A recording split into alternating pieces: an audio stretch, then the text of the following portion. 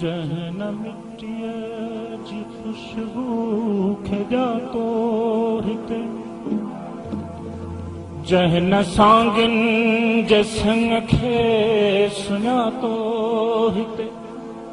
तंहिंसां कहिड़ो भला मुंहिंजो नातो हिते, तंहिंखे चवमो जे नगरीअ मां निकिरी वञे, तंहिंखे चवमो जे नगरीअ मां निकिरी वञे। जहन मिट्टीअ जी खुशबू खेॼातो हिते, जहन सांगिन जे संग खे सुञातो हिते, तंहिंसां कहिड़ो भला मुंहिंजो नातो हिते, तंहिंखे चवमो जे नगरीअ मां निकिरी वञे, तंहिंखे चवमो जे नगरीअ मां निकिरी वञे।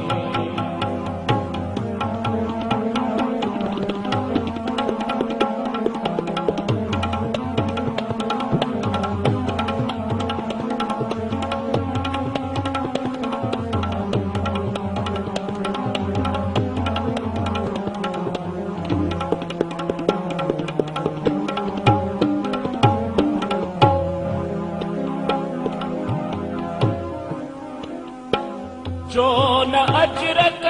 जी अज़मत जो क़ाइल हुजे,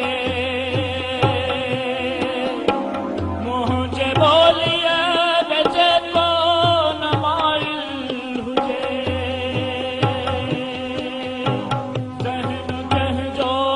अञा भी विढ़ायल हुजे, तंहिंखे चवमो जे नगरीअ मां निकिरी वञे, तंहिंखे चवमो जे नगरीअ मां निकिरी वञे। जहन मिट्टीअ जी खुशबू खेॼातो हिते, जहन सांगिन जे सन खे सुञातो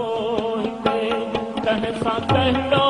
भला मुंहिंजो नातो हिते, तंहिंखे चवमो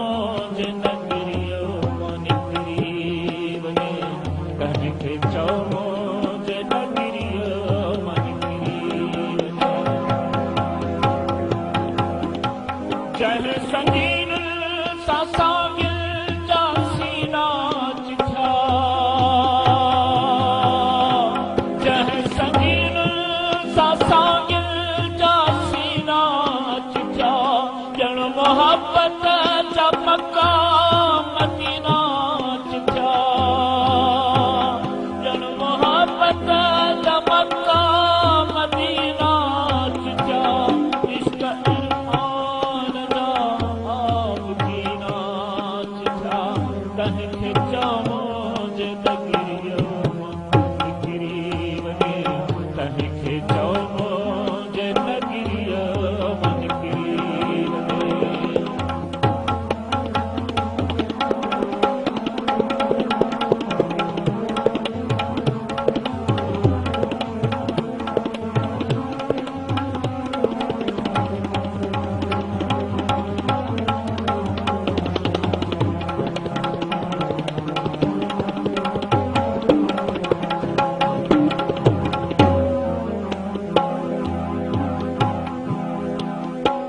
जंहिंजी अख मारू अंदाह मेरी